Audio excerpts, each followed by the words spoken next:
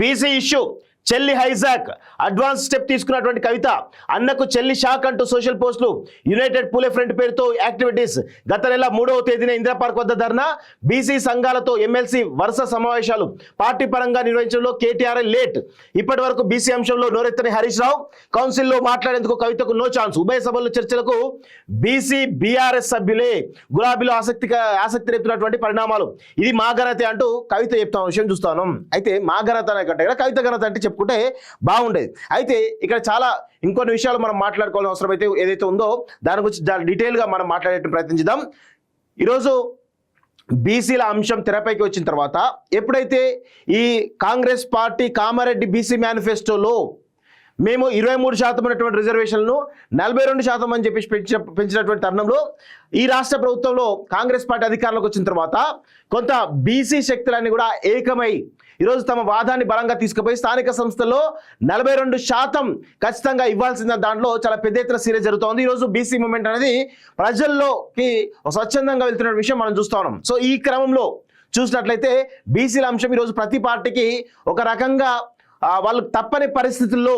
బీసీల యొక్క అంశాన్ని తెరపైకి తీసుకొస్తా ఉన్నారు బీసీలకు సపోర్ట్ చేస్తున్న విషయం మనం చూస్తా ఉన్నాం అయితే దీనిలో ఒక విషయం మనం మాట్లాడుకోవాలి గత 10 సంవత్సరాల కాలంలో బీసీలను తీవ్రంగా మోసం చేసినటువంటి బీఆర్ఎస్ కూడా ఈరోజు బీసీ రాగం ఎత్తుకుంటా ఉంది ఇప్పుడు మిగతా పార్టీలు కాంగ్రెస్ పార్టీ ఆల్రెడీ బీసీ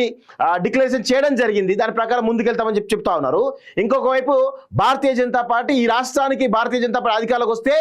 బీసీనే తొలి ముఖ్యమంత్రి అవుతాడని చెప్పేసి కూడా ప్రధానమంత్రి నరేంద్ర మోడీ గారు చెప్పడం జరిగింది ఈ క్రమంలో సంకట స్థితిలో బీఆర్ఎస్ పార్టీ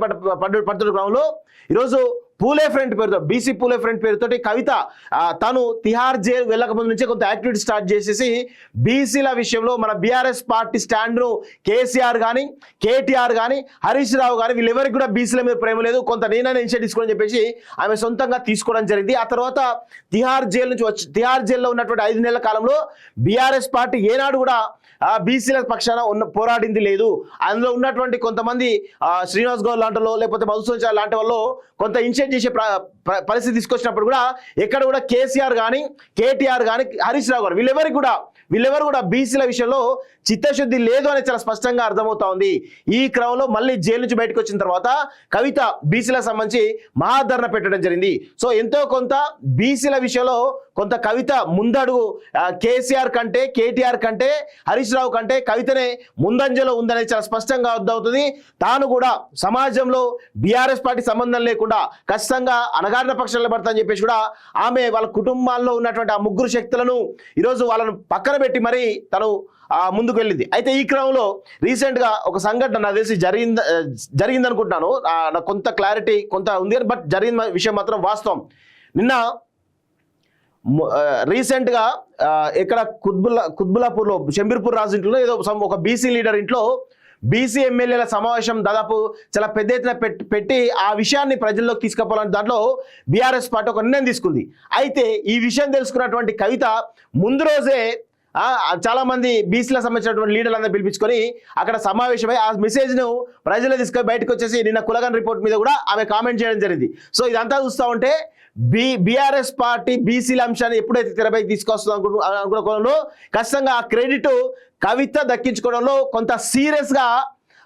మాస్టర్ ప్లాన్ వేస్తున్నట్టు చాలా స్పష్టంగా అర్థమవుతుంది మొత్తానికైతే ఇటు కేటీఆర్ను కానీ కేసీఆర్ను కానీ హరీష్ రావు కానీ పట్టించుకునే పరిస్థితిలో లేదనేది చాలా స్పష్టంగా అర్థమవుతా ఉంది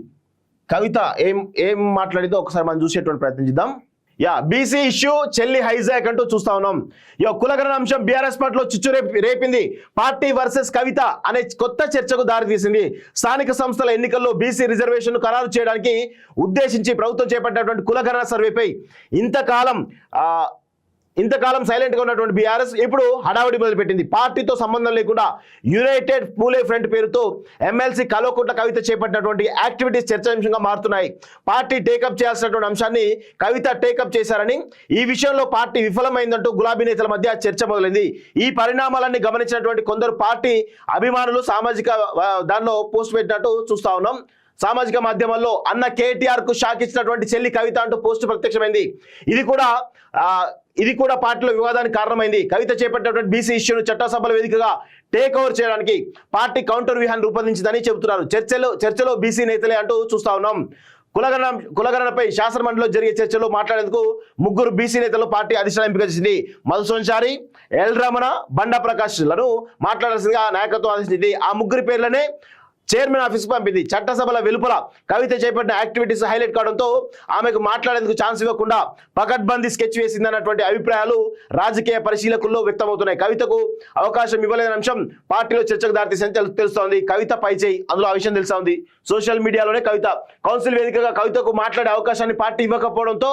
మీడియా పాయింట్ దగ్గర తన అభిప్రాయాలను వెల్లడించే అవకాశాలు ఉన్నాయని ఆమె అనుకూల వర్గం చెబుతుంది. కవిత ప్రస్తావించినటువంటి అంశాలతో బీసీ సంఘాలు ఏకీభిస్తాయనే మెసేజ్ ఇప్పటికే ఒక సెక్షన్ లోకి వెళ్ళిందని ఆ సంఘాల ప్రతినిధులు సోషల్ మీడియా వేదికగా ప్రచారం చేసుకున్నారు. బీసీ ఇష్యూలో ఒకవైపు పార్టీ చొరవ తీసుకోవడంలో విఫలమై పూలే ఫ్రంట్ పేరుతో కవిత చేపట్టే యాక్టివిటీస్ ఆదరణకు రావడంతో ఆమెను కట్టడి చేయడానికి పార్టీ నాయకత్వం చట్టసభల్లో మాట్లాడే అవకాశం ఇవ్వకుండా వ్యవహరించిందని మాటలు వినిపిస్తా ఉన్నాయి. సో ఇక్కడ వాస్తవంగా మధుసోన్చారికి, ఎల్ రమణకి ఇవ్వచ్చు, లేదా బండా ప్రకాష్కి ఇవ్వచ్చు. కాకపోతే కవిత కూడా సరే తన సామాజిక వర్గం వెలమ సామాజిక వర్గం అయినప్పుడు కూడా కొంత బీఆర్ఎస్ పార్టీలో అందరికంటే ముందుగానే బీసీ ఇష్యూని టేకప్ చేసింది. సో ఆమెకు అవకాశం ఇవ్వలేదు అంటే ఇందులో ఆమెను స్పష్టంగా బీఆర్ఎస్ పార్టీలో ఉన్నట్టు తన కుటుంబ సభ్యులే రాజకీయంగా అనగదొక్కేందుకు చాలా పెద్ద ఎత్తున ప్రయత్నాలు చేస్తున్నారని చాలా స్పష్టంగా అర్థమవుతుంది. ఖచ్చితంగా ఆమె అసెంబ్లీలో రేపు జరగబోయేటువంటి అసెంబ్లీ ప్రత్యేక సమావేశంలో తన గళాన్ని ఏ విధంగానైనా వినిపించి ఖచ్చితంగా బీసీ ఉద్యమాలకు అండగా ఉంటాయని చెప్పేటువంటి ప్రయత్నం ఖచ్చితంగా చేస్తుంది. ఆ క్రెడిట్ బీఆర్ఎస్ పార్టీలో అందరికంటే ఎక్కువగా తానే కొట్లాడని చెప్పేసి ఒక ప్రయత్నం ఖచ్చితంగా చేస్తుంది. అందులో ఎలాంటి అతిశయోక్తి లేదు అనే విషయంలో అందరూ కూడా గుర్తుపెట్టుకోవాలి. బీసీ ఇష్యూ చెల్లి హైజాక్, అడ్వాన్స్ స్టెప్ తీసుకున్నటువంటి కవిత అన్నకు చెల్లి షాక్ అంటూ సోషల్ పోస్టులు, యునైటెడ్ పూలే ఫ్రంట్ పేరుతో యాక్టివిటీస్, గత నెల 3వ తేదీన ఇందిరా పార్క్ వద్ద ధర్నా, బీసీ సంఘాలతో ఎమ్మెల్సీ వరుస సమావేశాలు, పార్టీ పరంగా నిర్వహించడంలో కేటీఆర్ లేట్, ఇప్పటి వరకు బీసీ అంశంలో నోరెత్తని హరీష్ రావు, కౌన్సిల్లో మాట్లాడేందుకు కవితకు నో ఛాన్స్, ఉభయ సభల్లో చర్చలకు బీసీ బీఆర్ఎస్ సభ్యులే, గులాబీలో ఆసక్తి రేపుతున్నటువంటి పరిణామాలు, ఇది మా ఘనత అంటూ కవిత చెప్తాం విషయం చూస్తాను. అయితే మా ఘనత అనే కంటే కవిత ఘనత అంటే చెప్పుకుంటే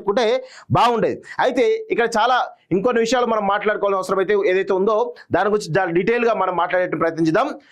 ఈరోజు బీసీల అంశం తెరపైకి వచ్చిన తర్వాత ఎప్పుడైతే